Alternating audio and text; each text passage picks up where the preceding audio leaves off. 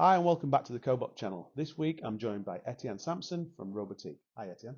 Hi, Mark. How are you? Very good, actually. Good, good. Can you tell us a little bit more about your role at Robotiq and what Robotiq do? Yeah, well, I'm application director, robot application director. I've been doing that for like 4 years now. Basically, the role is to develop and commercialize application solutions. Before that, I did many different roles. So it was a startup. Now it's more of a growing company, but started as a manufacturing engineer, doing our first project, first grippers. I'll come back to that. And then I did some R&D. And then I switched to we were starting to have commercial success, so we had to open up tech support. So I took the responsibility of that, technical support manager, technical support director, growing the team. And then I switched to my current role, which is like between project development and commercialization. Excellent, excellent. Um, what common tasks are you seeing that are being automated with robots? Because we see things like sanding and screwdriving, but is there more common things that you tend to see? It's really diversified. So at Robotiq, we started doing components, grippers, well known for that. Yeah. And we evolved, of course, with the Cobot market. Initially, we were not tied to the Cobot market. So we were like in industrial automation at large. But there was like a natural fit when we discovered the UR quite a long time ago now, maybe 10, 11 years ago, something like this. And then we diversified what we do, and of course we diversified in the application, the task. So initially it was more like around the AV manufacturing industry, around the automotive industry and everything. But over time we diversified a lot. So we went into finishing with our finishing kit and software. That was 6 years ago, I think.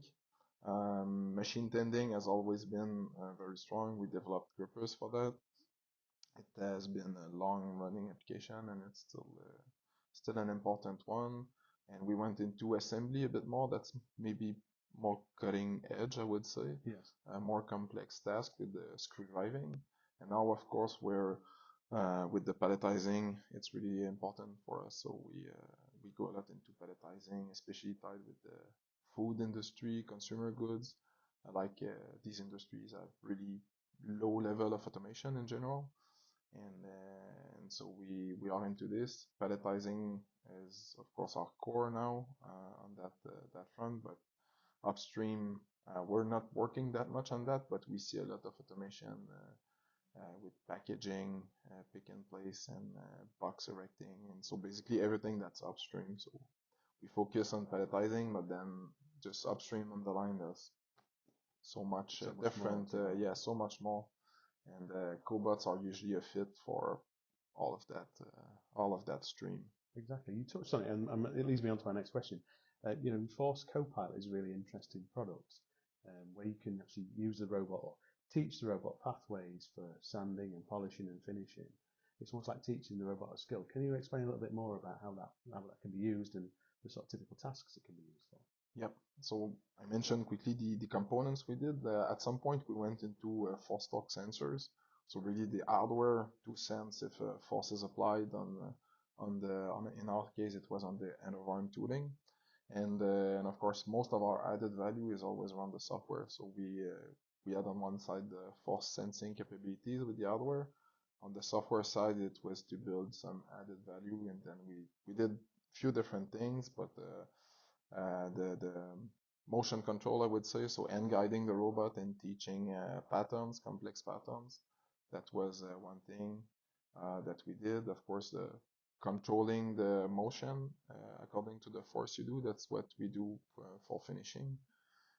So when you do any kind of finishing application, the sanding, grinding, deburring, you need to keep like constant pressure with your part in order to have quality results. So you need force feedback, and then you need a good algorithm to basically control the motion of the robot and adjust if you hit a bump or something. So that's our two sides. So teaching trajectories, controlling the trajectories with force, and then there are a lot of things also around assembly task, like doing insertions and that kind of thing. So imagine anything where you would insert components and you feel something clicking in place, like you would connect a connector and it clicks in. Yes.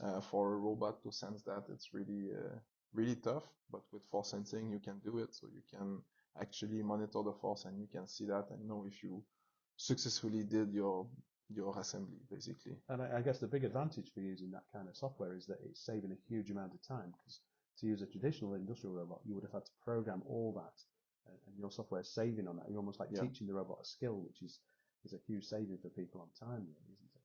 Yeah, really, pretty much everything we do is around simplifying automation. If we want to look at it from a high level, and cobots, maybe in my opinion, they had an initial success because of the safety aspect, but what really makes a difference is the simplicity of deployment, simplicity of use. So having a simple to use program is really something, and I think we're at a good level now, but it should keep going, and Yes. it's really where it makes a difference. That flexibility is key, isn't it? Being able to redeploy a robot into lots of different tasks, and if you've got software that can make that easy, it's something that's useful for small businesses, especially, I guess. Yeah. So that's the reality of today is labor shortage, and you have labor shortage also in the automation industry. Yes. So there's not enough automation experts for the amount of stuff to automate. So we need to simplify the automation, and that's, I think, where we are all aligning the different companies in the ecosystem with Robotiq, and you are simplifying everything, making it accessible for everyone. Yeah. And one of the things I was going to ask you about, you've kind of diversified a little bit into application solutions, so having palletizing solutions and sort of screwdriving solutions and so on. What's the main advantages of having a complete solution from one company like yourselves? Well, with the components, of course, with components that we distribute everywhere, we can reach a whole bunch of people and of application, and we can have some success with that. But then there's also a limit to how simple a component can become. So I was talking about simplifying automation, but at some point, if you want to really bring a maximum of value to our end user, you need to provide a complete solution. And that's the switch we made a couple of years ago, and my change of role was for that also. Basically, of course, for the business, we bring more value, so that's good for us. For our end user, it's also, I think, the market is changing, so our end user are expecting that more and more. So maybe 5-10 years ago, we were talking more to tech geeks and early adopters. Yeah. And these guys were fine buying components, buying the robot on one side, buying components and building a solution. They loved that and they were open to that. Now I wouldn't say that we have reached an early majority, but we're somewhere in between. And now the customers are more normal people and maybe less tech geek, and they expect to have like a solution that's out of the box. So the market was expecting that, and at the same time it was a fit for our business. So we made that switch. So we keep the component business is really important for us. It's still growing, but the application solution, that's how we call them. So turnkey solution. Yeah. That's really our focus now. I think it's useful for end customers as well, because there's less risk. As before, you say, like, somebody's having to consolidate lots of different parts together. You're supplying the complete solution, so it's tested and you can deliver it straight away. So there's less risk for the end user, and then also advantages of speed of deployment as well. You know, small businesses particularly want to see a change rapidly, and you can provide that. So that, I think, is really important for customers to understand in the future, that they can come to you for a complete solution, if you like. Yeah, I think the economics are really different now. The tech geeks, they were maybe less requiring on that, on ROI and everything. But now that we talk with normal people, what they want is fast deployment, return on investment, these kind of things, and it's much easier with the solution. It is. One of your principles is lean automation. Can you explain a little bit more about that in general terms of the principles? Yeah, it ties back into the idea of simplicity.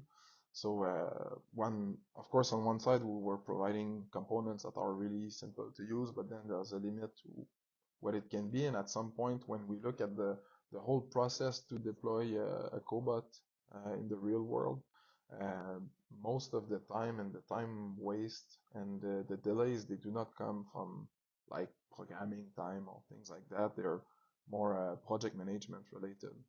So the idea was to build a philosophy that we call lean robotics, that is basically simplifying. It's a process to simplify the deployment of cobot, but looking really early at like which application you will target in your factory, like what do you want to automate and why, how to do the proper management, how to present this to your staff so that it's well received. So it's really more soft, I would say, Yes. more. It's a process, isn't it? That's the Yeah, thing. What impressed me about it is a process. It's one of those things that actually walks companies through everything they need to consider, from how the parts yeah, are presented, how the machine is, and how you're going to deploy the robot in amongst the people as well. It's quite an interesting sort of philosophy, in fact, that you should read that really if you're going to consider robots being put them onto your shop floor, I guess. yeah, definitely. It's I think it's a must for first time users, and even we have people coming back to us that even if they did many projects, they still go back to the book and just to remind themselves of good practices. So I think it's a really useful tool. I think so too. I think so too. What sort of applications have you seen that can bring the biggest benefits to companies with regards to paybacks? Are there particular applications that seem to do better than others? I'm thinking that for specific industries, whether it's machine tending or packaging or whatever. Yeah, really depends on where. So we, like you are, we work globally. So of course the market are all a little bit different. The realities are a bit different. England is probably, and the UK is probably a bit more like Canada back home, where we have an aging population and some labor shortage. So I think any application that helps the ergonomic aspect. Of course, when you get to a certain age, it's maybe less. It can be difficult at some point to just do physical jobs. Yes. So these days we're doing a lot around pelletizing. So of course, when I visit factories and you see that just people that get injured and they struggle to put 25-pound boxes on top of a high pallet, that's really high potential for the economic aspect, but also just for the HR aspect. Yeah, like for staff ergonomics. welfare, isn't it? Yeah, We talk about, when we talk about the presentations we do, we always say that human skill is the biggest asset to any business, and you want to protect it and get the most from it. So, you wouldn't want somebody just lifting boxes all day, every day yeah, onto the end of a pallet. If you could automate it, they could be used somewhere else to gain more value. But staff welfare is really important as well. You yeah, don't want to wear people's back out and joints out lifting boxes all day. So yeah, yeah, it's a big yeah, advantage. exactly. Yeah. And it helps staff retention and many aspects, you see. And maybe in some other countries with not that reality, it can be something else. Sometimes the driver might be quality, so you want to improve the quality of your line. So some task, it's just when you do a repeatable task, humans make mistakes, so you want to improve quality, throughput, reliability. So usually it's either one or the other. Which leads you back to like your Force Copilot before, that you can set up a robot to sand a surface and it's repeatable every single time, Yeah, isn't it? Rather it than, will always be the same. yeah, one person can make a great job, one person not so good. At the start of a shift and the end of a shift, it's that sort of continuity that makes it a big Exactly. difference, I guess. Yeah. What options? One of the options that we've seen is your wrist-mounted camera, which is slightly different to the other cameras that we see out there. It's actually mounted beneath the gripper. What sort of typical applications are you seeing that being used for? The core one we had to target was basically pick and place, and when it's not like an organized pick and place. So, for example, you have parts coming on a conveyor, Yeah. and their orientation can be all Random, kind of things. Yeah. So you would have the camera mounted on the cobot to look from above, see where the things are, and take them. That's one core application, but then being mounted on the robot also allows us to sometimes reach into some environments. So I've seen our integrators, our partners are really creative, but I've seen things with the robot going inside a CNC machine, for example, to take a photo and make sure that the orientation of something is there and do a task, whatever the task after needs to be. Going to do some inspection inside the aerospace engine and stuff. So there's a lot of things you can do, but being mounted and really integrated on the Cobot arm, it allows you more flexibility. Traditionally, you're like in a fixed location, fixed on the ceiling or something, so you're just there. So in more of a, I would say, flexible environment, it's really an advantage. Excellent. One sort of some general questions now. How have you seen the Cobot market change in the last few years? From when you first started, have you seen many sort of developments of the type of companies that are using cobots or the cobot technology? I think we're in between.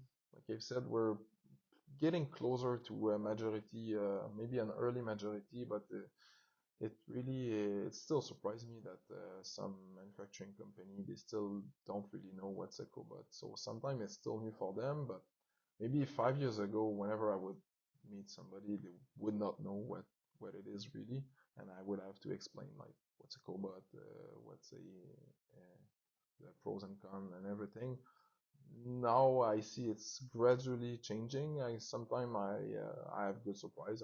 You go to some random factory and they know very well about cobots, and they've seen, and they are aware of you are aware of Robotiq, and like the introduction is already there. Yes, that's a change. So you see, I think we're crossing gradually to a majority, but it's still well, I would say the tip of the iceberg. So we still have a lot of people, especially in the smaller industries, smaller companies. They are not really aware of that. Most major corporations, they had at some point some kind of industry 4.0 training for their staff, so they know about cobots. Yes, we see that as well. The sort of awareness among smaller companies, SMEs, is starting to increase. And people are starting to see that adoption rate increase as well, because they've got the biggest benefits to reap. If you're a company of only 10 people and you can put 2 robots in, it has a massive change on output for you and reducing costs as well. So it's transformative for them, as opposed to just 2 robots in a massive company of 1,000 people. So that's one of the things that we're seeing is changing as well. And it's that's what's really interesting about the cobot market, is that it has that power to be accessible to those smaller companies as well, which is kind of interesting. One of the other things I was going to ask you about the sort of future, do you think there'll be sort of future developments in perhaps dual gripping solutions? It's possible to put 2 grippers on the end of a robot now for taking a part in and taking a finished part out. But do you think there'll be more sort of integrated dual grippers or changing in gripping technology as well? What I see, it's maybe on the speed at which you can actually design and manufacture something. It's changing for a lot of industries, but also for us. So what it means is that we can now, with 3D printing and different design tool and etc., you can meet the application need, the customer needs, and actually build something really cheap and really quick that's actually effective on industrial application. So I think I see it more and more, and that's maybe where we will be able to do any kind of thing, whether it's dual gripping or it can be, these days I work a lot in the palletizing with the suction cups, foam pads, and etc. But then with the new manufacturing technologies, you can do any kind of funky shape in a very low time. In just a few days, you have everything ready. So I think it's probably more that way that we're evolving, instead of having like standard components that are mass produced. At some point, it's really difficult to become standard if you want to tackle a broad set of applications. So maybe it's more about tweaking how you manufacture to become really flexible and provide anything that's needed. We sometimes talk about mass customization, don't we? Where mass customization. You can actually provide it to many different people just based on a sort of framework of what you've developed in front of it. Yeah, exactly. So now that's probably the key word is we develop a framework, a base that we always have, but then there's a bit of customization, and it needs to be a mass customization. How do you think sort of cyber security, software security, and AI is going to affect the cobot market in the future? On the Cobot directly, I mean, on the Cobot itself, I don't see a lot of short-term possibilities because we're really tied to the physical world, to the hardware, so it's really tough. I see maybe more potential on the factory management, and then of course like factory management software that could control or like gathering all the data, assign job to cobots or control them, and maybe that way, maybe to organize the work that the cobot is doing. Yes. I would imagine a lot of different possibilities on that. On board of a cobot, less. It's usually, well, as of today, AI still is only in the digital world. Yes. So not really in the physical world, but then there's the in between. I think, yeah, factory management, optimizing the workflow, the process and everything. That's where I would envision a lot of possibilities. We sort of see the same thing. It's where the robots are the kind of physical entity of that, and being able to sort of control the workflow and access what you need to access and be able to work the way that you need to work is what we think AI will probably work towards in the future. Mm-hmm. So yeah, it's kind of interesting. Are there any sort of sectors or sectors of manufacturing that you think are open to automation that currently aren't automated? These days we see a lot more in the food industry, consumer goods. So these industries are really not automation aware, I would say. Maybe 10 years ago, everything was more around automotive or aerospace or train industries and their suppliers. And these companies, they all use industrial robot. They have in-house automation group, so they are well aware of everything. But now with the cobots, we're entering a different segment, and I see a lot, especially food and beverage. Probably I would say first and foremost, they have strong need for automation, and their level, usually what they know about is process automation, like controlling flow of liquids and between powders and stuff. Yeah, things that you need to mix to make food. Yes. But they are not really aware of what robots can do, and so of course with the pick and place packaging, cardboard erecting, taping, labeling, palletizing, everything on once you've done your food, everything until you ship, all that area is a very good spot, and the automation level is super low. I would agree, and that is one area that is really struggling for labour at the moment.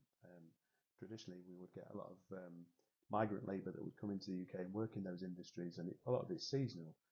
But we've seen a huge drop-off in that. So again, the food industry is one of those that is looking to automate at a more rapid pace than many other industries that have already adopted, I guess. Yeah, it was a shock to me. I was in England this fall to install at a customer, and when I got to the SAS where you need to clean and change and everything before you get on the factory floor, I was looking around, I could not understand anything, and I asked what's that language, and they said, well, everything is in Polish over here because all of our workers are from Poland or Lithuania or some Baltic countries. So yeah, it wasn't nothing was written in English. Yes. I was like, whoa. And actually it was that on the floor, so it was all workers. So they had actually HR people based over there to do continuous recruitment to bring workers, because they are all in the nice English countryside, but they have no available labor. Nobody that can call. Excellent. Etienne, thank you so much for joining us this week. It was really interesting talking to you. That's all from the Cobot channel. Join us next week. We'll have another person from the world of robotics.